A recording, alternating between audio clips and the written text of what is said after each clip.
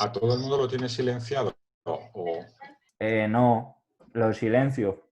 Sí, Vale. menos a mí, que me gustaría presentarme. Vale, pues a ver. ¿Ya está? ¿Estás ahí ya, María Ángeles? Sí, a ver.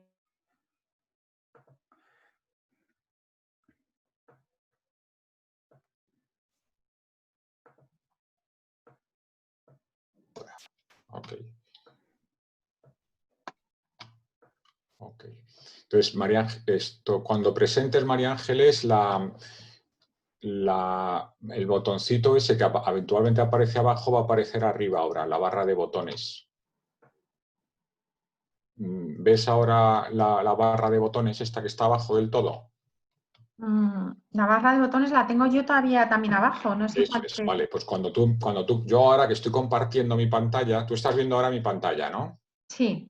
Vale, pues ahora mismo me está apareciendo una barrita a mí que pone está compartiendo la pantalla arriba, ¿vale? Y ahí están los botones de los participantes y toda la cosa, ¿no? Entonces, bueno, simplemente cuando tú compartas, esa barrita te va a aparecer arriba para luego dejar Una de cosa, ¿y compartir. Julio puede compartir Julio y yo pasar o no? ¿O el que comparte pasa las transparencias?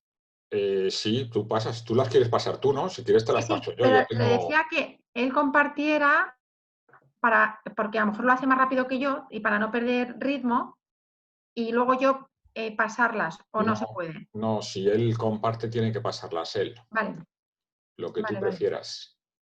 vale, vale. Yo, bueno, si veo que se me da muy mal el último momento, pues Yo lo lo tengo hace Julio también, ¿eh? rápido y me lo pasas y ya está. Yo lo tengo también, o sea que si quieres te la subo yo también. Vale. Claro, lo mejor hubiera sido, exacto, sí, ya, vale, vale. Haberla puesto seguida y así no hay, o sea, la cosa era para que no se perdiera el ritmo.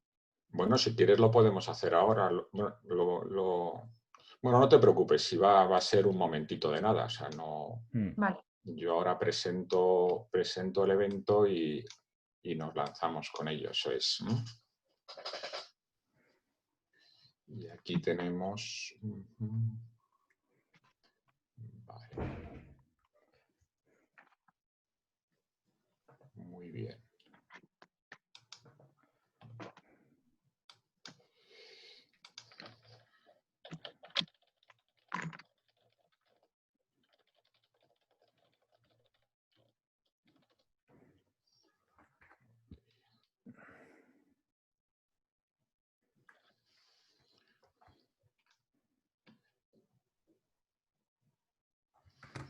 Bueno, buenas tardes a todos. Estamos aquí haciendo un poquito de tiempo para que entre el resto de las personas. ¿Me escucháis todos bien? Si alguno no me escucha, podéis enviar un mensaje por el chat.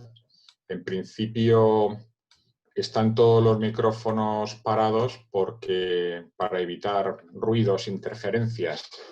Luego al final de la sesión pues los podemos abrir para preguntas o si hay muchas preguntas las hacemos mejor por el chat. Muy bien.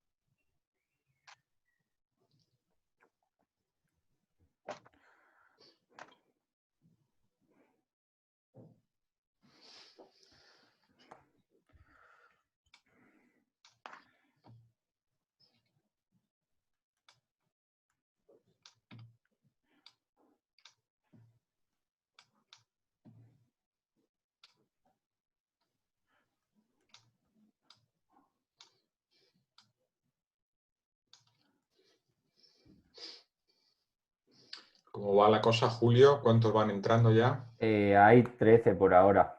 Ujú, vale. Tú tienes ahí la lista de gente, ¿no? Sí. Muy bien.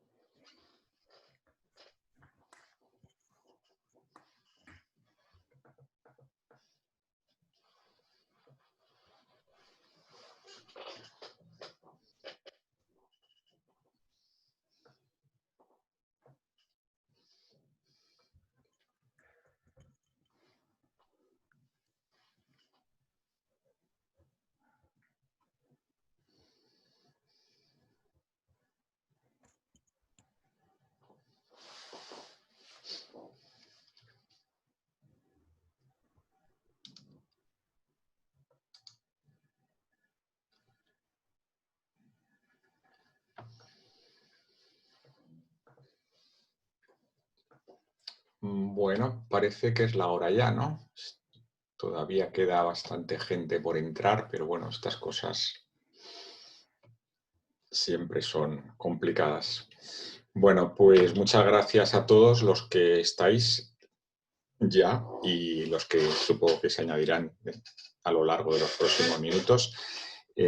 Esta es una actividad que estamos desarrollando desde hace unos pocos días en el marco de la situación de confinamiento en la que estamos la mayor parte de los países, aunque nosotros ya saliendo poco a poco.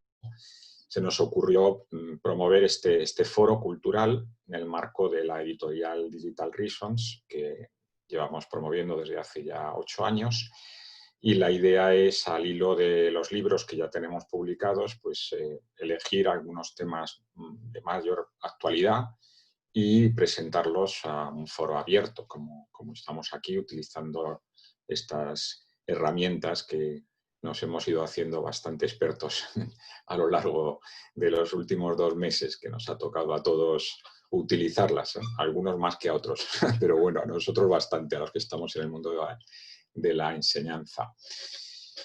La sesión de hoy la vamos a dedicar precisamente en esa idea de elegir temas que son de actualidad. La hemos centrado precisamente en lo que conmemoramos hoy, que es el Día Mundial del Medio Ambiente. Como algunos sabréis, hay 2 días que Naciones Unidas dedica a los temas ambientales, el día de hoy y el Día de la Tierra, que es el 23 de abril, si no recuerdo mal.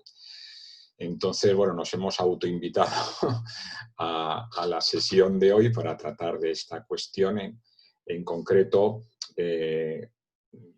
cómo la encíclica del Papa Francisco pues, nos ayuda a replantearnos nuestra relación con la naturaleza, ¿no? Y vamos a hacer la presentación María Ángeles Martín, que es profesora de la Universidad Rey Juan Carlos y dirige la cátedra Laudato Si del Colegio Mayor Roncalli de la Universidad Complutense, y yo mismo, que además de dirigir la editorial, pues también trabajo en la Facultad de Ciencias Ambientales de la Universidad de Alcalá.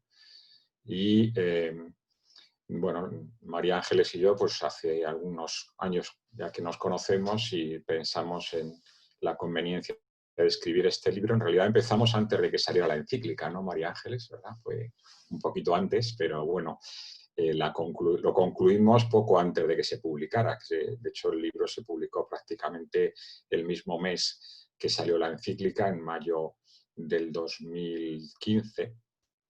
Y bueno, en la versión en papel no alcanzamos a citar la encíclica, pero en la versión digital, que es más fácil de actualizar, sí que hablamos de ella, que nos parece un documento muy relevante en el marco de lo que trata el libro. Así que, bueno, vamos a lanzarnos con esta cuestión. Hemos dividido estos 30 minutos en 2 partes.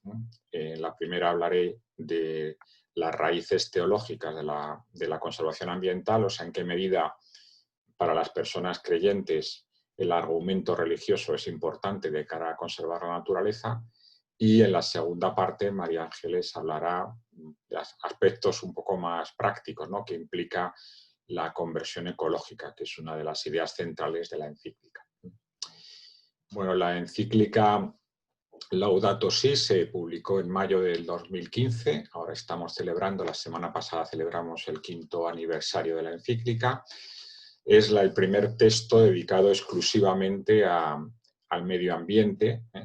En algunos textos previos ya los papas recientes habían tratado esta cuestión, o sea, no es ajena obviamente al magisterio de la Iglesia Católica, pero este documento pues, está específicamente dedicado a esta cuestión por vez primera.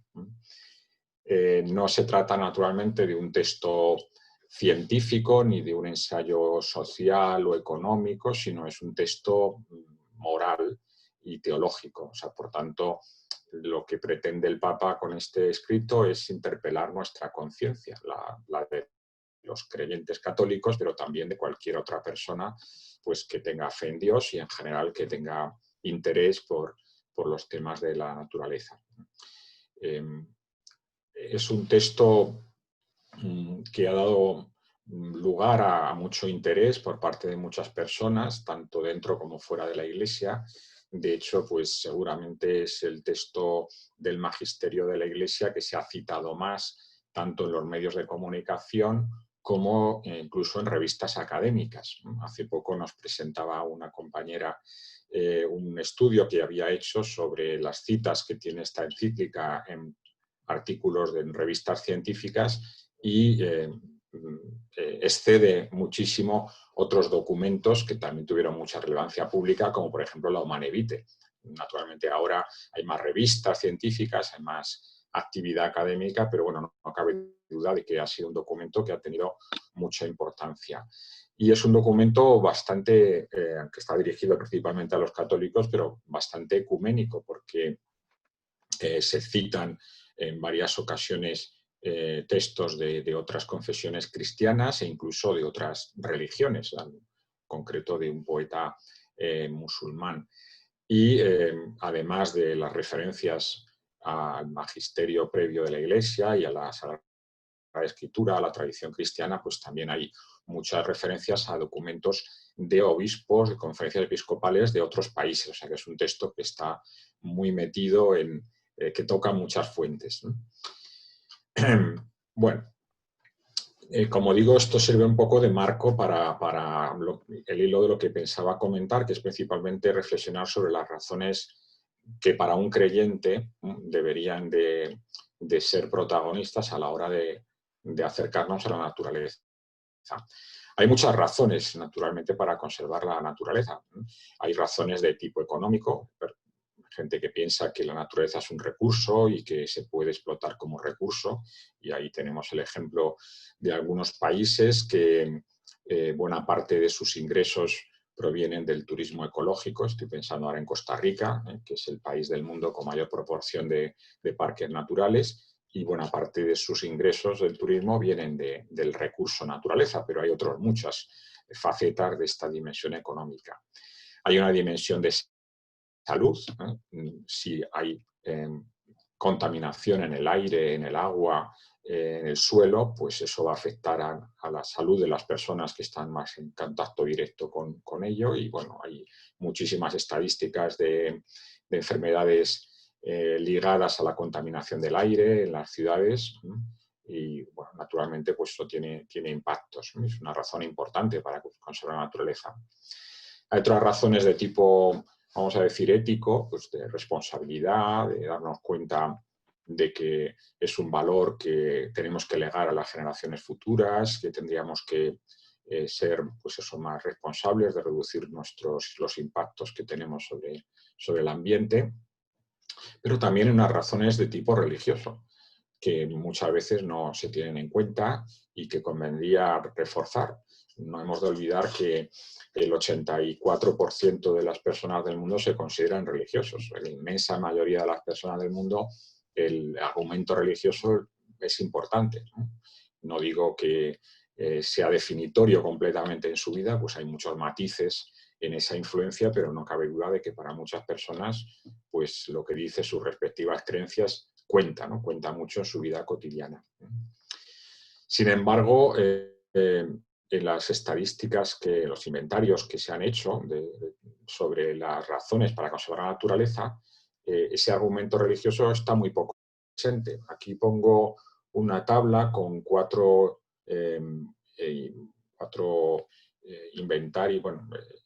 inventarios sociales que se han hecho en distintos ambientes, en donde se habla de 5 razones para conservar la naturaleza, una de tipo económico, otra de salud, otra de responsabilidad, más antropocéntrica o más biocéntrica, digamos, y una última razón religiosa.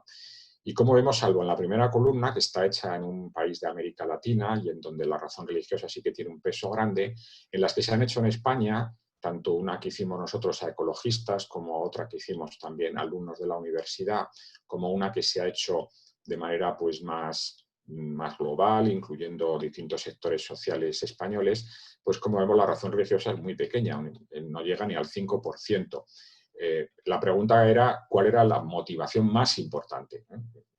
Obviamente hay algunas de estas razones que no son contradictorias, sino uno puede conservar la naturaleza por muchas cosas, pero en fin, la razón más importante, como vemos en la población española, no es la razón religiosa, ni muchísimo menos, es muy marginal. La más importante pues tiene que ver con la salud, o en el caso de los ecologistas, pues con el valor intrínseco de la naturaleza.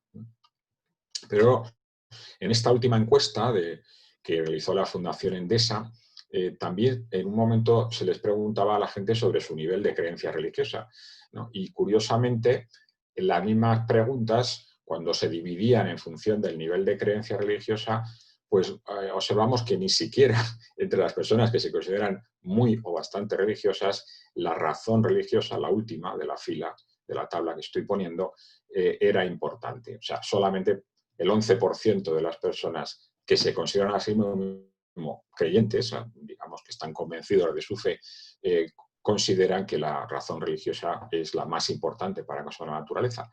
Y eso, pues, a mí me dio que pensar bastante, claro, porque en el fondo lo que está indicando es que en el marco de la Iglesia, en el caso español, la Iglesia Católica principalmente, no estamos explicando muy bien esta cuestión. O sea, que hay una clara disfunción entre la fe y nuestra relación con la naturaleza, como si fueran cosas que no tienen mucho que ver, o sea, que no tienen demasiada relación una con otra.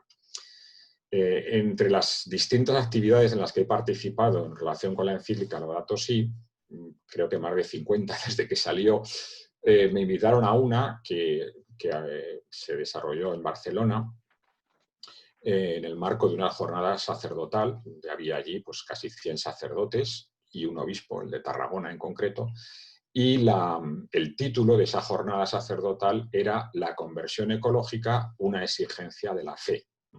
Era un título bastante fuerte, realmente, ¿no? Porque no admitía mucha interpretación. O sea, claro, si no titula así algo, quiere decir que estamos situando la conversión ecológica en un marco muy relevante, muy importante. Bueno, es así. Realmente es así. Es una exigencia de la fe. Y si realmente es una exigencia de la fe, ¿por qué los creyentes no nos tomamos en serio esta cuestión? ¿No? O no como debiéramos. El Papa, en la propia encíclica, habla de este tema con bastante nitidez, ¿no? Y en un momento determinado, al final casi la encíclica, dice que vivir la vocación de ser protectores de la obra de Dios, de ser custodios de la creación, es parte esencial de una existencia virtuosa. La parte esencial. No consiste en algo opcional ni en un aspecto secundario de la experiencia cristiana. Bueno, se puede decir más alto, ¿verdad? Pero más claro, no. Es una parte esencial. Entonces, ¿por qué no lo entendemos así? O la mayor parte de los católicos o de personas de otras creencias no lo creen así, no lo tienen tan claro. Pues ya se ve que falta redescubrir cuál es la raíz teológica de nuestra relación con el ambiente. Y la encíclica nos da unas cuantas pistas para redescubrirlo. La encíclica es larga, tiene distintas secciones y bueno, hay una en concreto donde trabaja un poco más estos argumentos teológicos que creo que vale la pena revisar. Y este es un poco en donde quería centrarme más en esta presentación. El primer argumento es un argumento que es común a todas las personas que creen en Dios. La inmensa mayoría de las personas que creen en Dios pues consideran que Dios ha creado el mundo. Claro, si Dios ha creado el mundo, pues eso ¿a qué lleva? ¿A qué nos lleva? Algo así. Dentro de las personas que creen que Dios ha creado el mundo también hay distintas posturas, pero bueno, la postura cristiana, que comparte con todos los cristianos, por supuesto los católicos también, es que Dios crea el mundo, pero no se identifica con el mundo. O sea, el mundo no es Dios. Entonces, claro, una postura panteísta de adoración de la naturaleza, pues no sería compatible con la visión cristiana de las cosas. Por otro lado, Dios crea las cosas no al azar, sino las crea con un propósito. Por tanto, todo lo que ha sido creado ha sido querido por Dios. Y en este sentido, en la ética ambiental de los últimos 40 años, pues se ha discutido mucho hasta qué punto la naturaleza tiene un valor instrumental o tiene un valor intrínseco. O sea, en definitiva, si sirve solo a los intereses humanos, valor instrumental, o un valor intrínseco quiere decir que es independiente de que nos sirva o no nos sirva.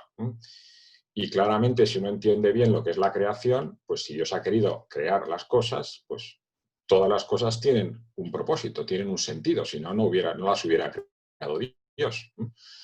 Entre otras cosas porque ha habido muchísimas criaturas en este mundo que nunca jamás han encontrado un ser humano.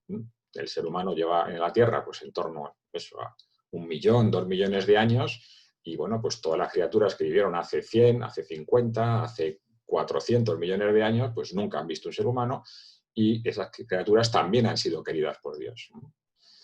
Bueno, la creación es un regalo del amor a Dios, del amor de Dios por los hombres. Y de alguna manera la diversidad de criaturas pues, es una manifestación de la diversidad de Dios, de la riqueza de Dios, de la variedad del amor a Dios, ¿no? Esto creo que hablará un poco más María Ángeles, ¿no? Otra idea que se recoge en la tradición judeocristiana es que el hombre es creado a imagen y semejanza de Dios. O sea, dentro de las muchas criaturas que crea, únicamente el hombre es imagen y semejanza de Dios. Por tanto, también la teología cristiana nos sitúa entre medias de dos extremos, ¿no? De un antropocentrismo extremo, porque no somos dueños de la creación, somos criaturas, no somos creadores, y de un biocentrismo extremo, en donde el ser humano es una cosa más, es un bicho más, por decirlo coloquialmente, junto con el resto. No, somos de alguna manera cabeza de la creación, somos el único criatura que tiene una dimensión espiritual y eso nos da una responsabilidad también y da un valor, una dignidad al ser humano. Y luego también en el segundo, este es el primer y segundo capítulo del Génesis, en el tercer capítulo se habla de la caída, del pecado original, que en la tradición judeo-cristiana, pues más o menos tenemos claro qué significa, pero por otra parte, como sabemos, es común a otras tradiciones religiosas. ¿Qué significa básicamente? Pues que esa relación previa, esa relación ideal entre el hombre, la naturaleza y Dios se rompe. Se rompe por, digamos, la debilidad del ser humano, por el pecado en el fondo manifiesta nuestra propia limitación. O sea, que de alguna manera esa ruptura afecta a nuestra relación con Dios y a nuestra relación con el ambiente. O sea, una frase que a mí me da que pensar mucho cuando Dios expulsa a Adán y Eva del paraíso y dice, maldito sea el suelo por tu causa. El suelo podía haber levantado la mano y decir, oiga, que yo no he hecho nada, que yo estaba aquí, ¿no? Ha sido pues esta señora y este señor los que han cometido el pecado, ¿no? Pero bueno, de alguna manera el hombre, pensar que Adán, la palabra hebrea Adram, tiene la misma raíz de Adamaj, que significa suelo, ¿no? Igual que la palabra latina hombre viene de humus, ¿no? O sea, el hombre es suelo también. O sea, en el fondo el pecado del hombre afecta a la naturaleza porque el hombre es la naturaleza, ¿no? Es una parte de la naturaleza, no está aislado, no es otra cosa distinta, ¿no? Bien, esta idea de la creación, que a mí me parece que tiene mucho recorrido y que no nos da tiempo, como es lógico ahora, tratar en detalle, la dice con toda nitidez también el Papa Francisco. La mejor manera de poner en su lugar al ser humano y de acabar con su pretensión de ser un dominador absoluto de la Tierra es volver a proponer la figura de un padre creador y único dueño del mundo. Porque de otra manera el ser humano tenderá siempre a querer imponer a la realidad sus propias leyes e intereses. O sea, estamos recibiendo algo, no estamos creando nosotros las cosas. Otra línea interesante, me parece, es la teología sacramentaria, ¿no? Para la tradición cristiana, no todas las tradiciones cristianas, pero sobre todo la católica y la protestante y la ortodoxa, perdón, la católica y la ortodoxa, pues dan un enorme valor a lo material, ¿no? La gracia nos viene a través de los sacramentos y los sacramentos tienen todos un componente material, el agua, el óleo, el pan y el vino en la Eucaristía, etc., ¿no? Luego, por tanto, lo material es también parte de la gracia, es también parte de la búsqueda, de la santidad, de la unión con Dios. Pero es que además Jesucristo se ha hecho hombre, se ha encarnado, por tanto, la materia tiene también un valor sagrado. Bueno, es en esa división, digamos, que de alguna manera está detrás para muchos autores de la ruptura con la naturaleza, pensar en alma, cuerpo como cosas separadas, espíritu, materia como cosas separadas, pues no es de raíz cristiana, por lo menos desde luego no es de raíz católica ni oriental, ¿no? Del catolicismo, del cristianismo oriental.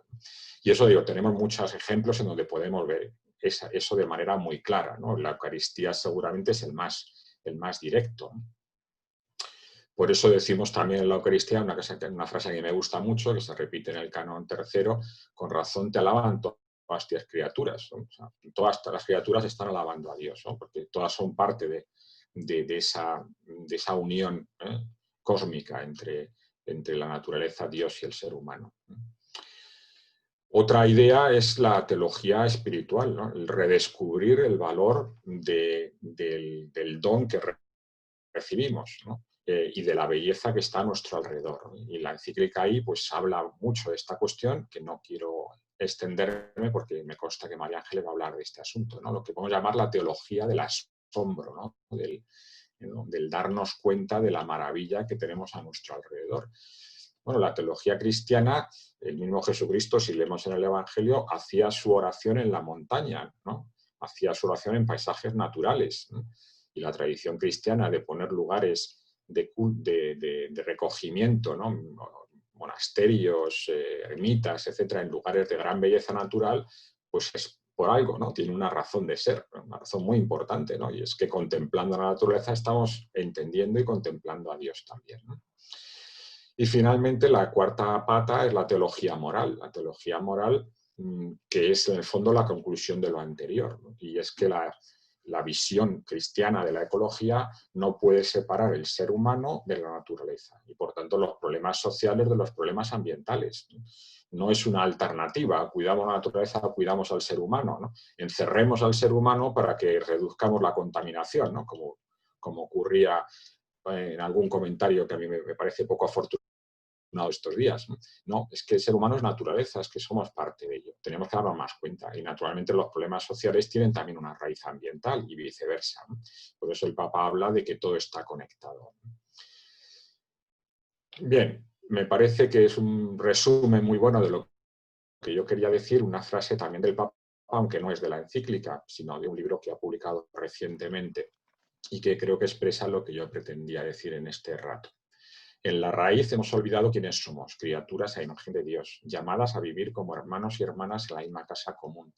No fuimos creados para ser individuos que mangonean, fuimos pensados y deseados en el centro de una red de vida compuesta por millones de especies unidas amorosamente por nuestro Creador. Muchas gracias. Le cedo ahora la palabra a María Ángeles. Dejo de compartir yo y comparte ella.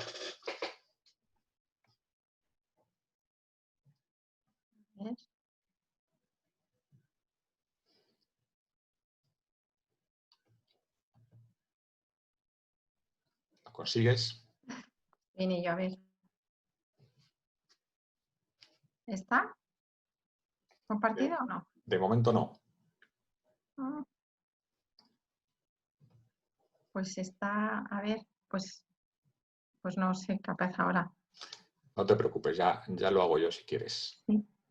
Un segundo. Entonces voy a salir.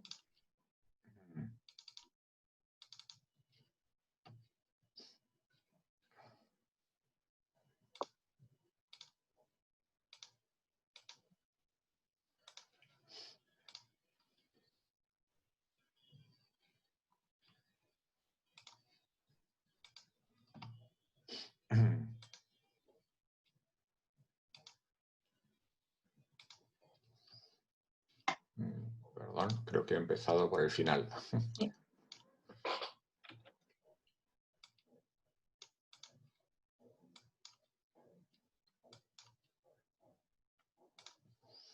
Ahora. Bueno, pues buenas tardes a todos y daros las gracias por la asistencia. Como me ha indicado Emilio, yo quería hablaros un poco de cómo poner en práctica la Laudato Si dentro de lo que nos enseña la Laudato Si, ¿no? ¿Pasa así eso? La siguiente. La verdad que solamente se puede vivir con un cambio de mirada, una transformación, que eso sería lo que es la conversión ecológica, que es un término que no está inventado en la Laudato Si, sino que es un término ya casi desde Pablo VI se ha ido viendo con esta crisis ambiental que hemos sido conscientes desde los años 60, cómo todo está relacionado, ¿no?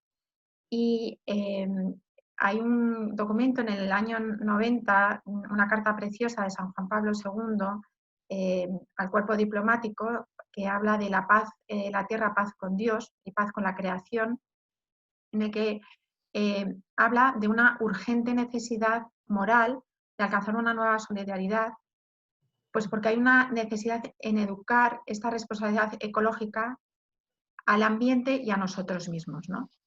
Y eso sería llevarnos a entender y a transformarnos y, por tanto, en convertirnos. Y ya en el año 2000, también San Juan Pablo II, en la Audiencia General, hablaba también ya con ese término concreto de la conversión ecológica, ¿no? En el que no estamos hablando solamente de una ecología física, sino también de una ecología humana, puesto que la realidad, la naturaleza, el ser, es relación.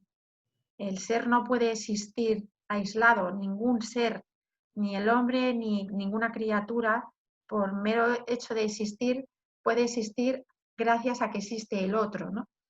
Y nos está hablando, pues eso, de que hay un problema moral que se subyace en la crisis ambiental. O sea, es un problema moral, es la prueba del algodón, el hecho de que haya un problema, una degradación de la naturaleza con una degradación del hombre, que va a la par.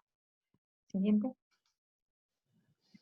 Y esto es nuclear en nuestra tradición católica, no es algo que ahora se haya puesto de moda, sino que desde la tradición, desde los primeros, bueno, desde el Génesis, desde el cantar los cantares, desde todos los salmos, habla de que es algo central en nuestro credo, con lo cual no es algo accidental.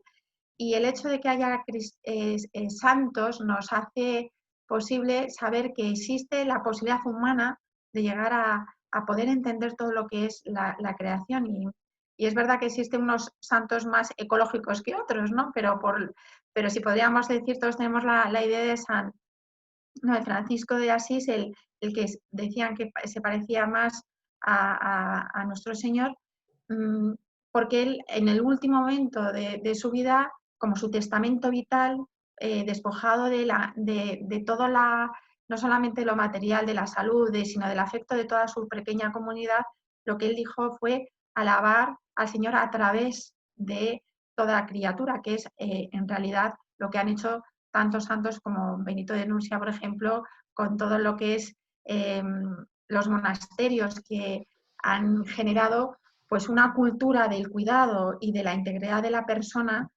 que nos hace saber que ahora en este momento vital nos estamos perdiendo algo. Pero no es algo nuevo, sino como decía Emilio, es algo que viene regalado por lo que Dios nos da, ¿no? Siguiente.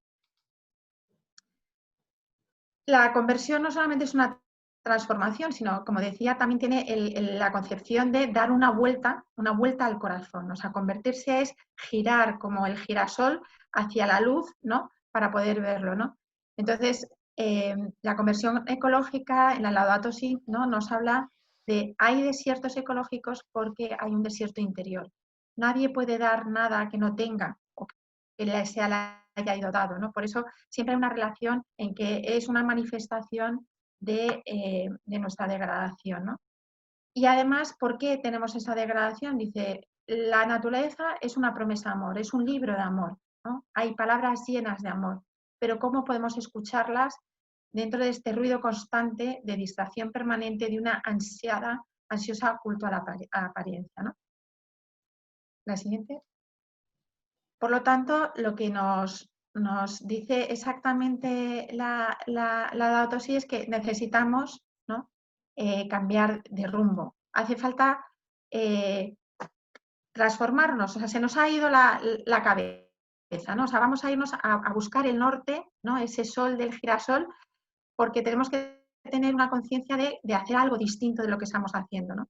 Y a mí, cada vez que leo al Papa Francisco, te das cuenta, bueno, a lo mejor porque yo también he sido educada también en tradición jesuita, de muy jesuita, ¿no? Te da el porqué de las cosas primero, ¿no? Como cuando San Ignacio de Loyola diciendo, reconociendo todo bien que he recibido en todo amar y servir, ¿no? Pues lo mismo, sí que ese mismo esquema, dice, como tenemos que tener la conciencia, como decía Emilio, ¿no? de un origen común, de una pertenencia común, de un mundo común compartido por todos, pobres, ricos, animales, criaturas, ¿no? Y esta conciencia básica es la que me va a permitir, ¿no? Entender las convicciones nuevas y de actitudes nuevas que requiere este desafío de la Laudato Si. Con lo cual, el desafío él lo manifiesta en un desafío cultural, espiritual y educativo. ¿Otra? ¿Por qué cultural? Bueno, aunque no lo dice claramente, no lo desarrolla claramente, pero sí que anota cómo, citando a Benedicto XVI, cómo ha habido, cómo la humanidad actualmente es una humanidad posmoderna que vive en una confusión permanente, alejado completamente de la realidad. Estamos inmersos en una desorientación completa, ¿no? Y a mí cuando leía esa parte de la Laudato Si me recordaba también al discurso del Papa en el Parlamento alemán, que yo os lo recomiendo muchísimo, porque él hablaba también eso de un poco de lo que es el positivismo que estamos viviendo en este mundo, ¿no? El conflicto de la razón y de la fe y del corazón, ¿no? Que es la base de por qué no podemos mirar cosas tan obvias que han existido siempre, ¿no? Somos dueños de una cultura heredada del racionalismo positivista o de un racionalismo que ha ido como en contraposición, con lo cual tenemos, como digo yo, el corazón partido, ¿no? En el sentido de que la fe, la razón y el corazón está en una dualidad que está sangrando nuestra realidad. Y en el discurso de Bundestag, el Papa Benedicto XVI lo ponía como un gran edificio de estos de oficinas modernas en las que no hay solamente hay cementos y que dice, es necesario abrir ventanas, es necesario ver la inmensidad del mundo, del cielo y la tierra para ver realmente el modo justo de atender a las cosas, ¿no? Y ponía como una reclamación en un mundo en que no ve nada, el movimiento ecologista, sin hacer propaganda de nada, tenía la intuición verdadera y justa y necesaria porque estamos ante un desastre ambiental que nos está hablando de mi desastre, del desastre de la humanidad. Con lo cual, ese es un desafío cultural ciertamente, ¿no? Y la cultura es verdad que se hace a través de hacer primero una conversión personal, ¿no? De podernos entendernos. Y en el momento que una persona, como fue San Benito de Nursia, ¿no? Generó la cultura de Europa, en el momento que nosotros podamos entender el desafío personal, ya generaremos cultura, ¿no? Entonces, Emilio, pasamos. Entonces, ahora podemos ver qué diagnóstico espiritual podemos tener, cuál es la enfermedad que ahora tenemos, ¿no? Pues esa confusión posmoderna hace que estemos constantemente angustiados, y además habla así, ¿no? Estamos totalmente siempre inseguros, la humanidad está siempre insegura y amenazada por todo, ¿no? Ahora justo con el COVID estamos también más, ¿no? O sea, parece que no sabemos dónde poner los pies en un sitio estable, ¿no? Y eso favorece entonces generar el no saber para qué se usan las cosas, ¿no? Tenemos muchos fines, pocos medios, muchos medios, pocos fines, o sea, estamos en una confusión, ¿no? ¿Y qué generamos para no hacernos pensar en un consumismo compulsivo? Y estamos en una sociedad de consumo que no sabemos para qué queremos las cosas, pero lo que hay que seguir es abstraídos y seguir consumiendo, ¿no? Y por lo tanto nos encerramos en nosotros mismos, en ese edificio de cemento sin ventanas, y nos volvemos autorreferenciales, ¿no? Y ese es sintéticamente más o menos como el diagnóstico general que nos hace en el capítulo 6 de la encíclica, ¿no? Y por eso pongo en esta transparencia que ese es lo que nos sucede como sociedad y es lo que está sucediendo con la Amazonía, ¿no? O con mil cosas que nos sucede a nuestro alrededor, ¿no? Que mientras tanto vamos aumentando y no cuidando lo que nos es dado, ¿no? Frente a este diagnóstico, ¿cuál sería la medicina? Pues apostar por otros estilos de vida, ¿no? Y la capacidad de salir de mí mismo y reconocer al otro, porque así estamos hechos para ser relacionados y afirmar al otro. Pasamos. Mira. Por lo tanto, en palabras de la Laudato Si, hay una ecología de la vida cotidiana, ¿no? Y somos capaces de poder hacer las cosas bien. No es algo que es que estemos abocados a hacer las cosas mal y consumamos, sino aquí pongo una foto de una restauración de un río contaminado por una industria, y es simplemente, fijaros, el color del cromo frente a una posibilidad técnica de poder generar esto, ¿no? Pero también podríamos haber evitado contaminar, ¿no? O sea, podemos hacer las cosas bien y podemos, porque si nos damos cuenta que el medio ambiente es un bien común, lo que yo respiro, lo que yo contamino, será respirado y contaminado por otras personas, ¿no? Y por eso también habla de la cultura del descarte, muy relacionado, porque lo que estamos haciendo ahora aquí lo están soportando personas y pobres que no tienen esa capacidad a lo mejor de rehabilitación de los espacios, sino simplemente sobrevivir y, como ponía la foto de Emilio, pues poder comer cualquier mendrugo en mitad de un mar de plástico, ¿no? También nos habla de una creatividad, ¿no? Ahora en este confinamiento hemos podido ser creativos, ¿no? O sea, en las familias nos hemos visto que hemos podido estar todo el día haciendo cosas cuando nos damos cuenta de la realidad, ¿no? Y ser capaces de revertir cosas adversas. Somos buenos, o sea, nuestra naturaleza, y habla así también de esa esperanza, como no puede ser de otra manera, en el hombre, ¿no? Y fundamentalmente cuidar el bien común. Nada es nuestro, todo nos ha sido regalado, ¿no? Seguimos. Y dentro de la siguiente, a lo mejor está puesto Emilio, la siguiente es lo que nos pide, la siguiente es hablar también de una responsabilidad ambiental. Nos tenemos que ser responsables del medio ambiente y habla así de ese concepto, ¿no? Generando hábitos.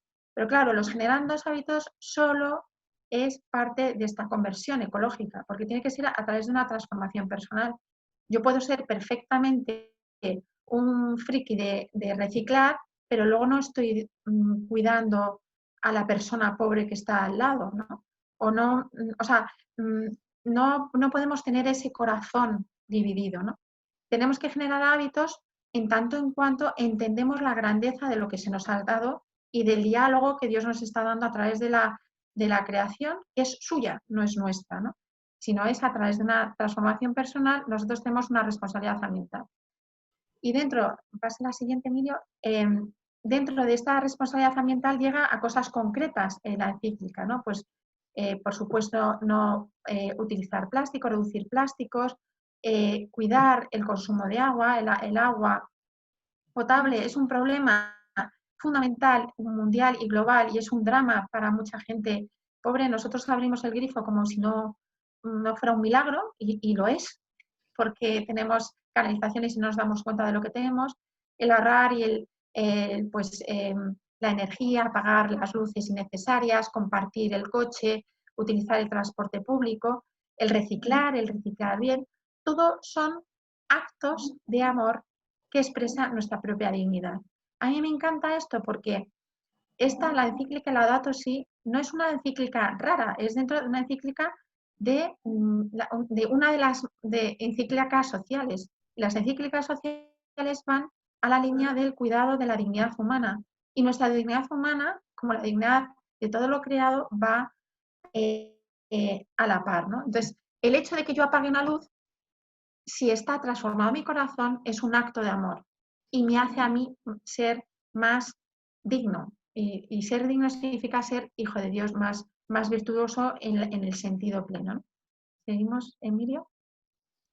Y dentro de estas cosas que nosotros podemos hacer en la vida cotidiana y que tenemos a nuestro alrededor, habla también de una alianza con la humanidad y del medio ambiente, dentro de la teología del don que nos ha dicho Emilio, ¿no? Porque hay una conciencia de que yo no sabemos por qué existe algo y no nada, por qué existo yo o mi hermano, o por qué existen las cosas.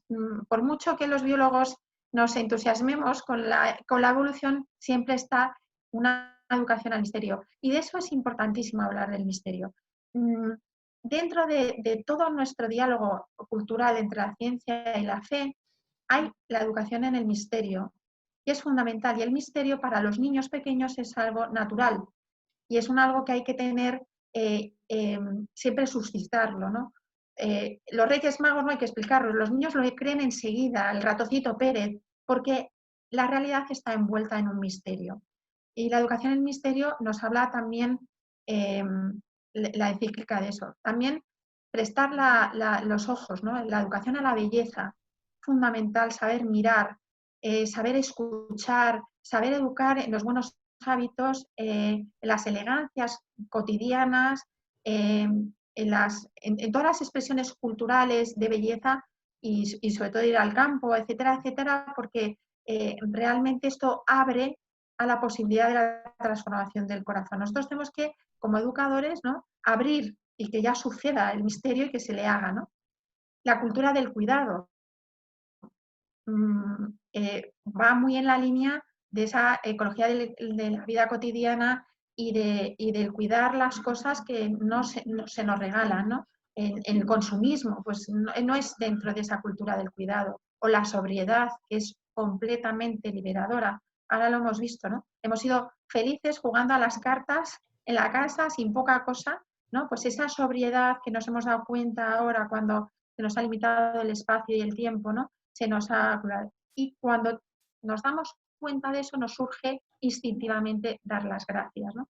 Pues esas cosas pequeñas que son muy bonitas y también, como digo yo, muy jesuitas, que nos habla el Papa, habla ahí en una educación en el hombre para abrirte al misterio que va más allá de ti mismo, que es como la creación y el hombre en su conjunto.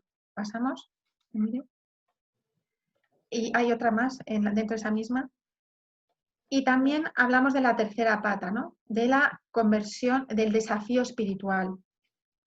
Claro, a mí es verdad que con Emilio, gracias a Emilio, yo me encontré que no estaba sola. Yo me pensaba que yo era la única friki que quería, ¿no?, seguir mi fe católica. Entendía que dentro de mi fe católica y mi sensibilidad como bióloga tenía que ir de la mano. Y yo nunca, para mí, me ha sufrido ningún conflicto, ¿no? Pero he visto que eso cuesta y hay una cierta reticencia también incluso en el clero o cómo por algunos sectores, cómo se ha recibido la encíclica. Yo pensaba que era algo evidente, ¿no?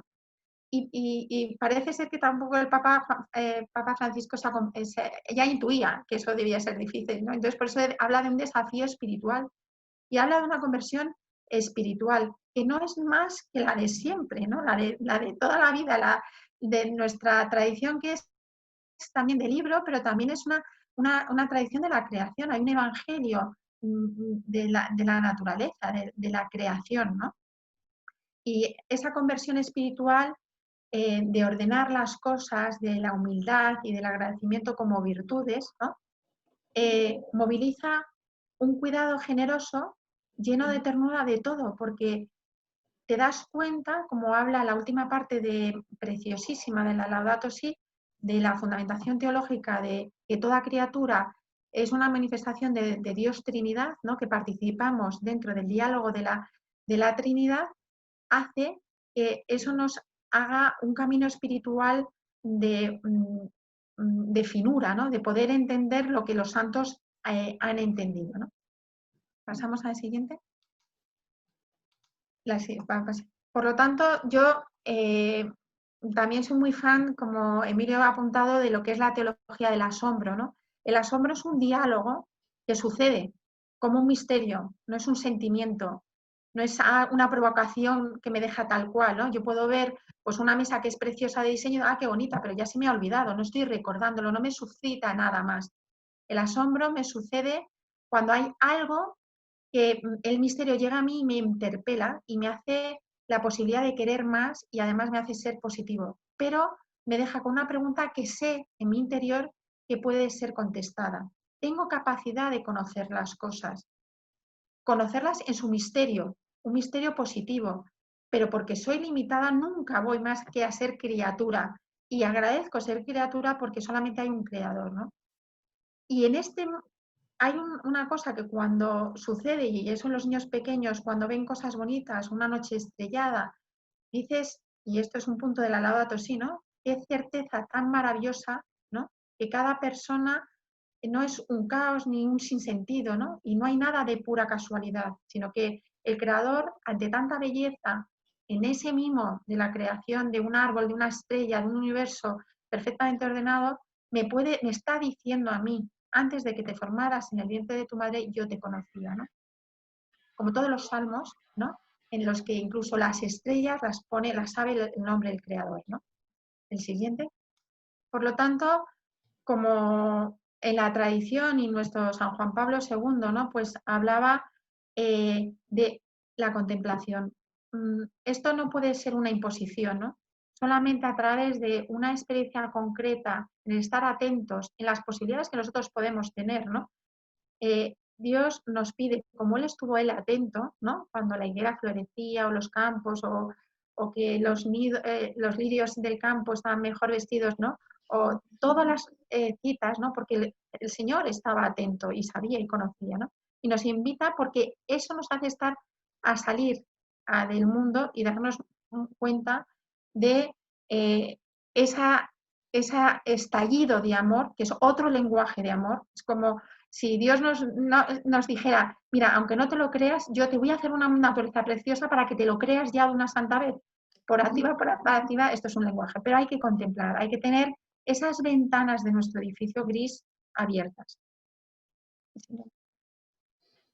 Y como última manera de este desafío, ¿no? Espiritual y también es humano, ¿no? Yo le pondría también el desafío de la vocación de custodiar.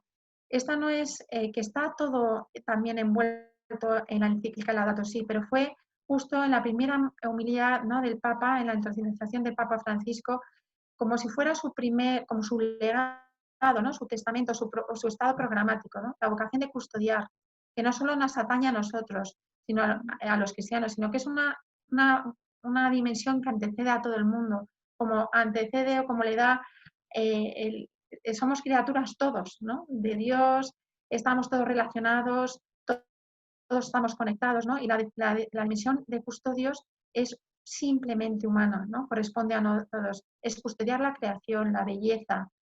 Como nos dice el libro del Génesis, es también a nuestro hermano, custodiar nuestro corazón, custodiar al Señor para que se haga que brille dentro de nosotros, ¿no? Guardemos a Cristo en nuestra propia vida y así, ¿no? Cuidar a los demás y custodiar la creación. Así que muchas gracias.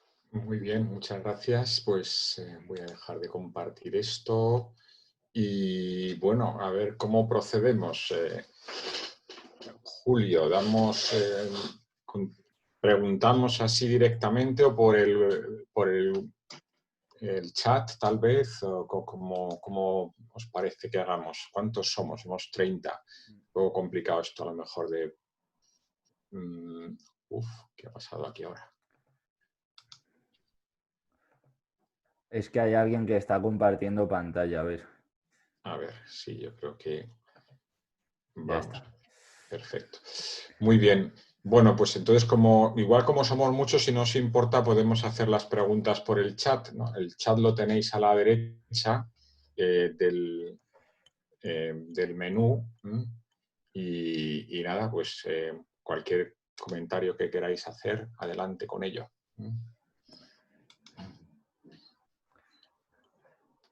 Podemos empezar con una pregunta mientras escribís el resto, a ver quién se lanza con una pregunta así en vivo. Javier Sanz tiene levantada la mano, no sé si quiere hablar. Le voy a dar permiso pues, para activar el micrófono. Eso es, muy bien. Buenas tardes, Emilio. Disculpar, y me iba a lanzar a escribirlo, pero ya que mientras se va preparando más gente, enhorabuena por vuestro discurso. Leí vuestro libro hace mucho tiempo y me ha inspirado mucho. Mi pregunta es lo siguiente. Indudablemente tenemos los cristianos una asignatura pendiente para que los propios católicos se convenzan de la importancia de este mensaje, ¿no? Pero yo me relaciono, y también vosotros seguramente, con muchos no católicos o gente que fueron cristianos y ven nuestra dedicación ambiental como no espuria, pero como secundaria, ¿no? Como si el movimiento ecologista, normalmente materialista, fuera el que pusiera en valor el medio ambiente. Mi pregunta es la siguiente. Como habéis expuesto, el cristianismo tiene grandísimos mensajes que ofrecer, ¿no? En general a la protección del medio ambiente. Me gustaría saber cuál, a vuestro juicio, sería el elemento definidor, ¿no? De la postura cristiana en la defensa del medio ambiente para que eso sirva de elemento recristianizador para la gente que está alejada de la Iglesia. Me refiero, por ejemplo, entre mis amigos ecologistas predomina el antihumanismo, ¿no? Aquellos que opinan que los seres humanos somos una plaga y por tanto las políticas natalistas, que bueno, es un tema ya muy antiguo. Me gustaría, hablabais del misterio, ¿no? Me gusta, ¿no? No sé, ¿cuál es a vuestro juicio del mensaje cristiano que está ya íncito en el Evangelio y todo el desarrollo posterior? ¿Qué es el elemento que hace atractivo la visión cristiana de la defensa de la ecología, del medio ambiente? Muchas gracias. Gracias a ti. ¿Quieres tú contestar, María Ángeles? Tú primero. Bueno, muy bien. Bueno, yo creo que el elemento más distintivo tal vez es esto que comentaba al principio, la teología de la creación, o sea, recuperar el sentido más profundo de lo que significa ser criaturas y de lo que significa el acto creador en sí. Me parece que este es el núcleo teológico del asunto. Claro, una persona que no es creyente pues no va a creer que existe Dios ni va a creer que el mundo ha sido creado, ¿no? Sino que estamos aquí como fruto de una conjunción de posibilidades muy pequeñitas, desde luego, muy pequeñitas, pero bueno, digamos que sería puramente aleatorio. Claro, ahí es muy difícil darle un sentido a las cosas, ¿no? Precisamente el hecho de aceptar la creación y de entender la creación en su dimensión más profunda, pues da un sentido a todo, ¿no? Da un sentido incluso hasta al dolor, ¿no? Hasta la contrariedad, hasta el sufrimiento humano, ¿no? Yo creo que eso hace muy atractivo la idea de que todo tiene un sentido. Lo que comentaba antes del valor intrínseco, ¿no? Me parece que una de las razones más sólidas para aceptar un valor intrínseco en la naturaleza es precisamente que Dios ha creado el mundo y por tanto si lo ha creado con un propósito, con un sentido, ¿no? Y esto me parece a mí que es un argumento mucho más sólido para reconocer el valor de las cosas que simplemente pensar que somos uno más, porque en la práctica es muy difícil que nadie funcione pensando que es uno más, ¿no? porque tiene más medios que otras criaturas, ¿no? Para imponer su voluntad en última instancia, ¿no? Entonces, yo creo que esa idea del valor es muy interesante y que puede fundamentar un acercamiento a la naturaleza que pone al hombre en su sitio, ¿no? No lo pone como creador, sino como criatura, pero a la vez reconoce que esas criaturas, pues de esas criaturas de alguna manera también es responsable. María Ángeles, ¿tú querías comentar algo?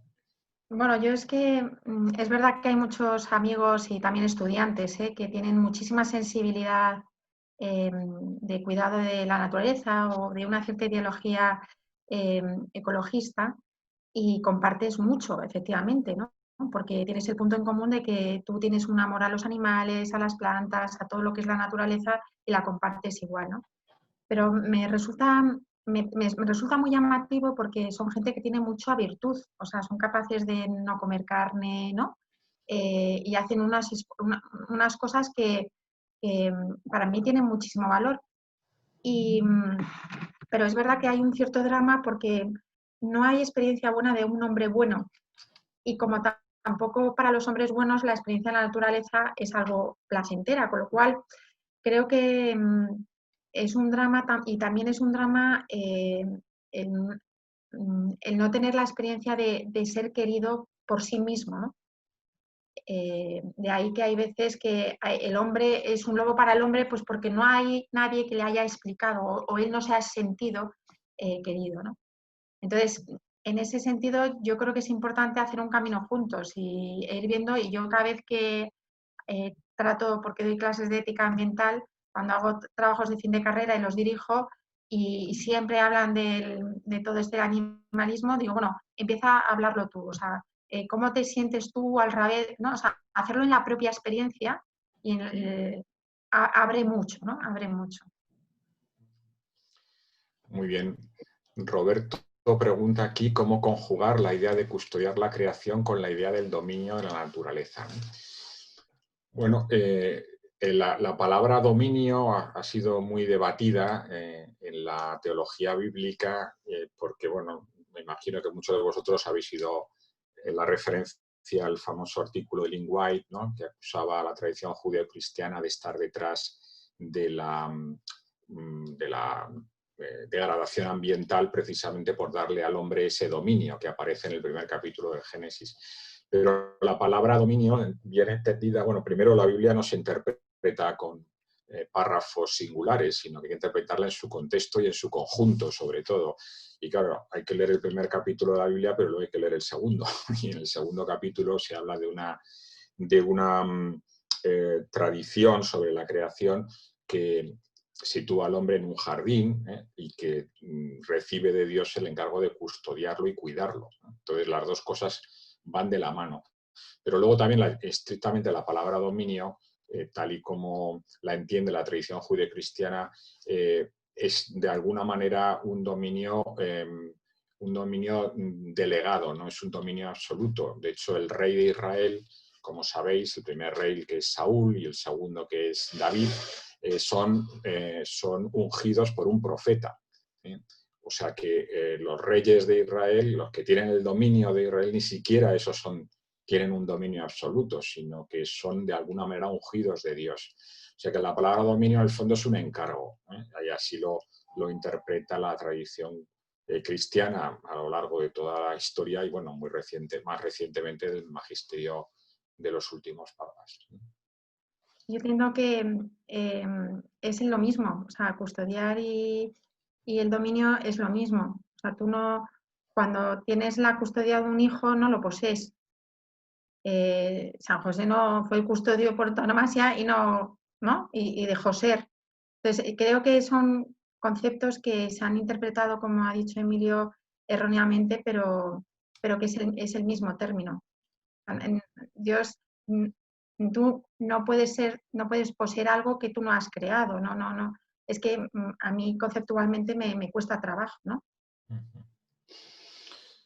Bueno, María Ángeles pregunta sobre cómo compatibilizar el hedonismo de la sociedad actual con la sobriedad y la responsabilidad.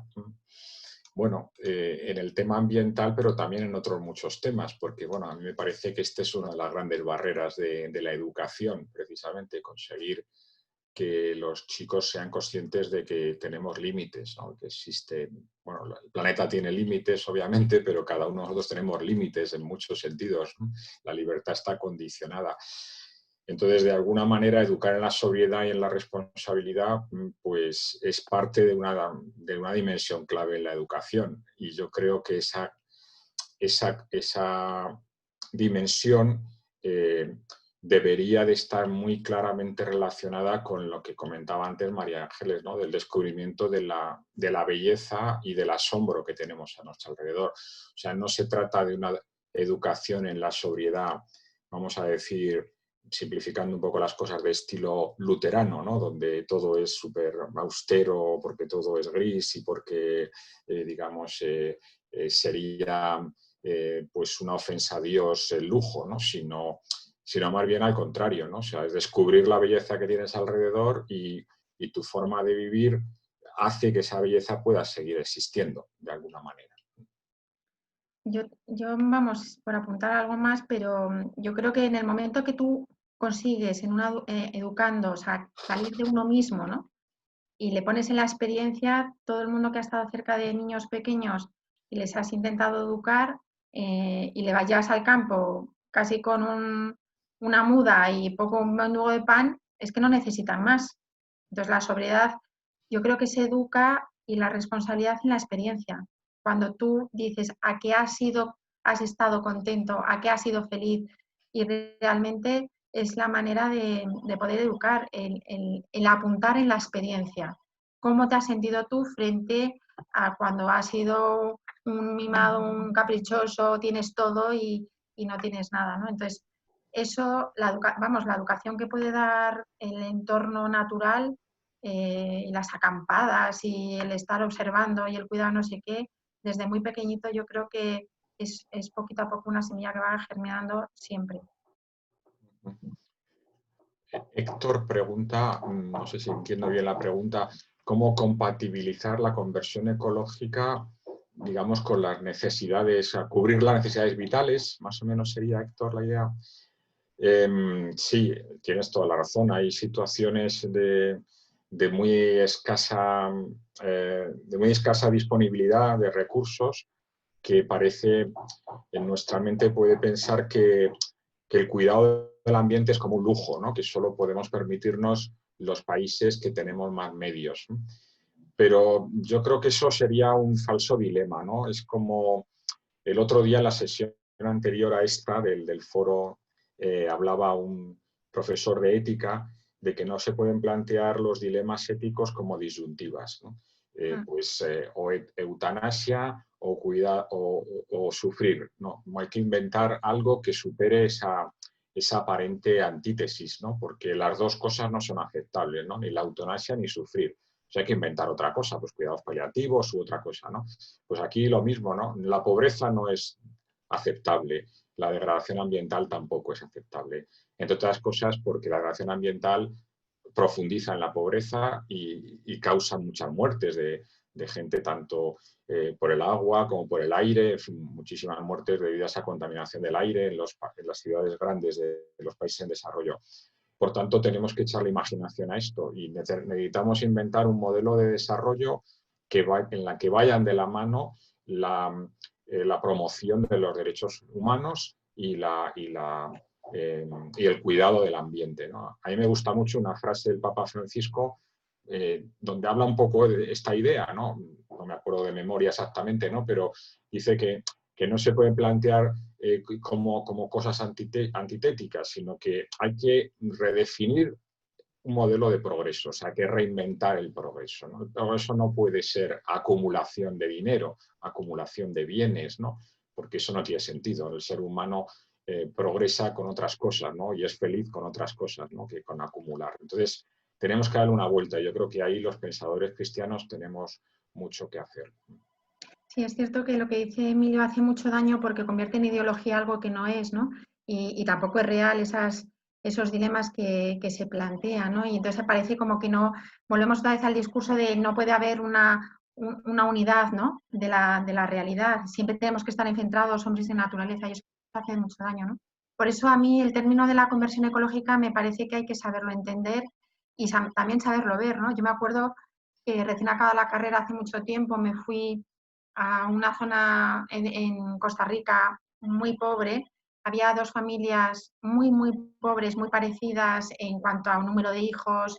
La zona era muy degradada, pero ahí entendí, vuelta atrás, un poquito qué es la conversión ecológica del corazón. Eran personas que tenían realmente un sentido de la vida, una familia, y tenían su pequeña choza, todo limpio, todo cuidado, incluso con flores en las ventanas cuando no tenía nada que comer, frente a la otra que tenía una degradación humana enorme, porque tenían problemas alcohólicos, de pobreza, o sea, una cosa, y tenía todo alrededor sucio y degradado, ¿no?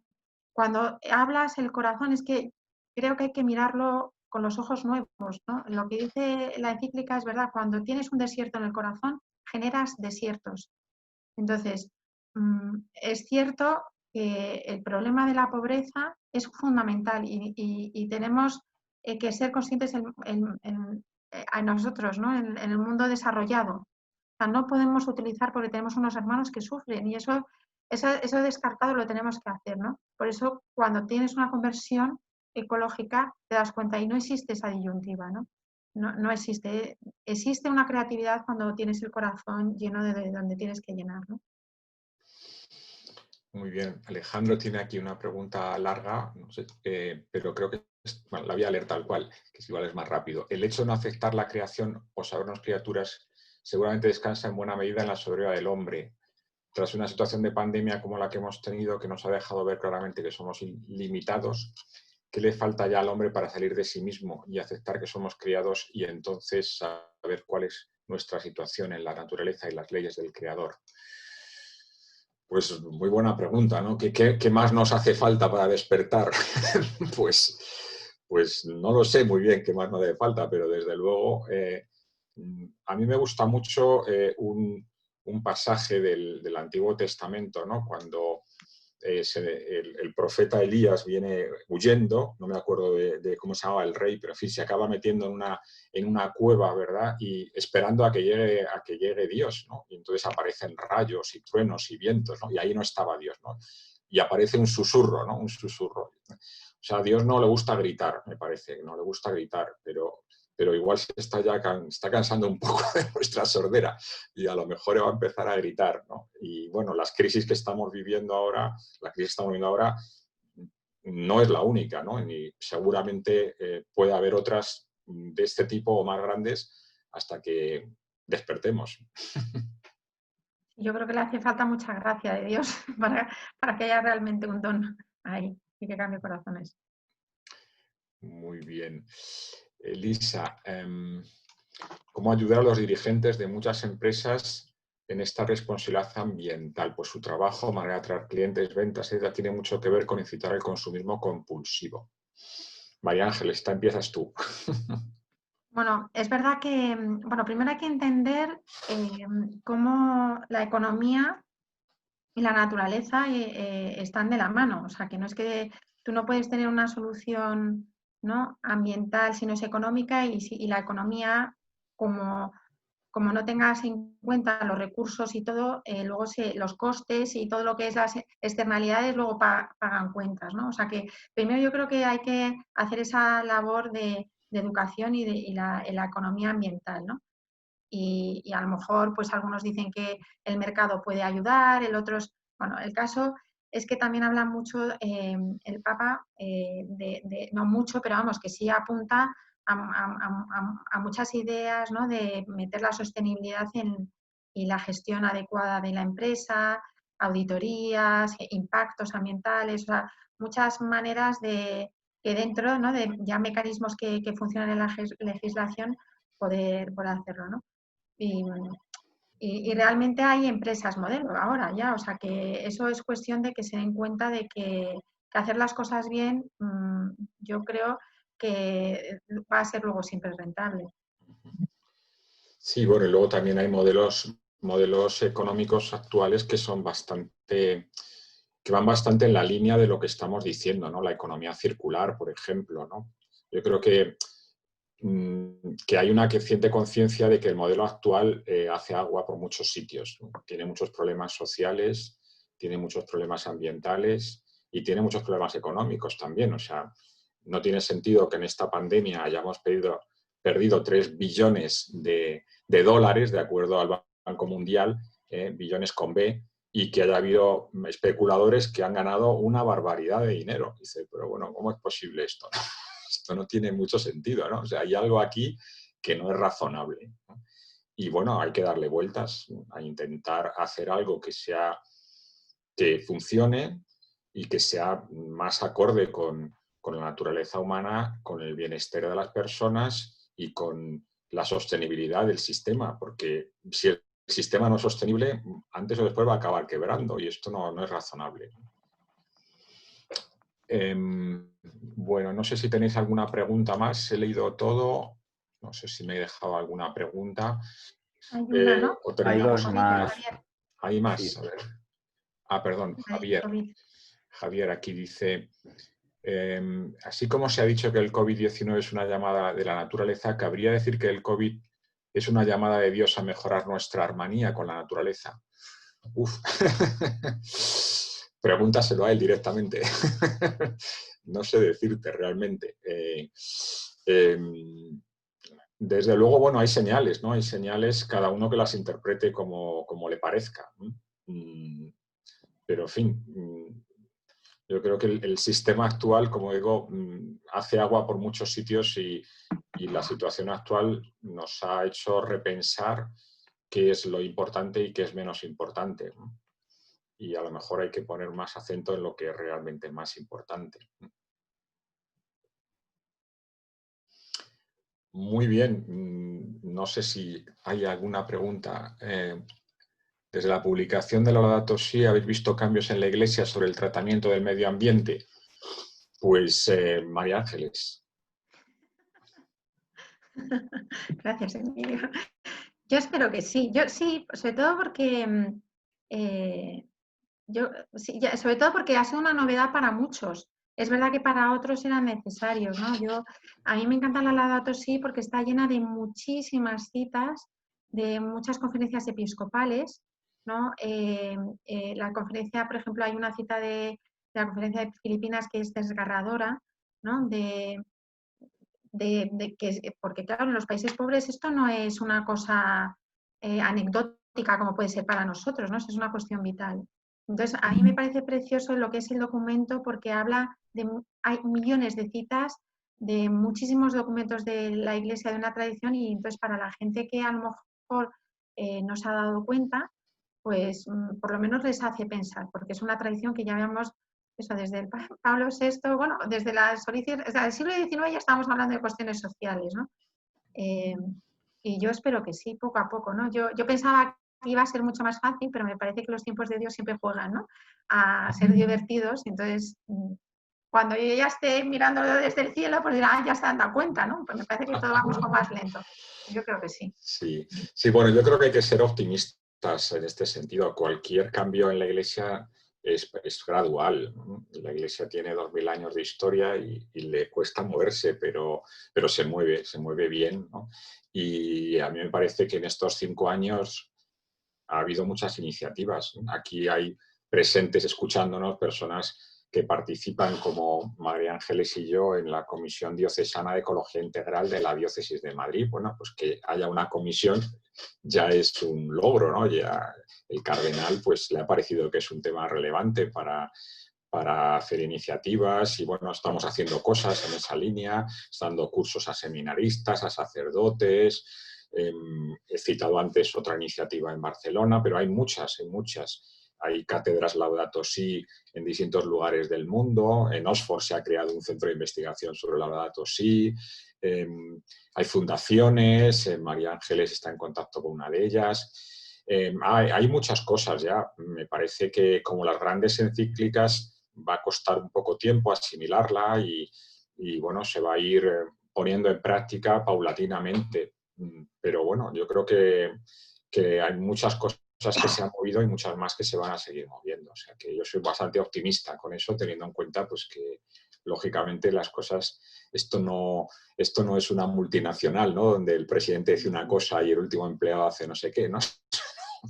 La Iglesia es muy viva, es muy libre, en fin, hay muchísima gente, muchísimas sensibilidades y también eso hay que tenerlo en cuenta, creo yo.